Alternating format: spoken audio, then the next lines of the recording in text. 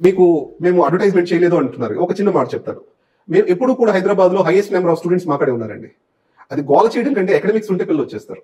So అది నేను బలంగా నమ్ముతాను. 2 పాయింట్స్, 70% స్టూడెంట్ సంబంధించింది. మనం చెప్పాల్సింది ఏంటంటే ఆ 30% లో మనం న్యాయం చేసామా లేదా అనేది మాత్రమే మనం చూసుకోవాలి. రెండోది, మనము ఆ ఎకో సిస్టమ్ గురుకులం, సాధన, అన్వేషణ, దీనికి కావాల్సిన టూల్స్ పిల్లవాడికి అందించే ఏర్పాటు మాత్రం చేయాలి. ఈ 2 చేయడానికి నేను ప్రయత్నిస్తాను. అంటే ఇక్కడ మేము అంటే పిల్లలు నా దగ్గరకు వచ్చేటప్పుడు చాలా మంది అడుగుతూ ఉంటారు, వాళ్ళు తక్కువకి ఇస్తున్నారు, మీరు తగ్గరు, ఇవన్నీ అడుగుతూ ఉంటారు.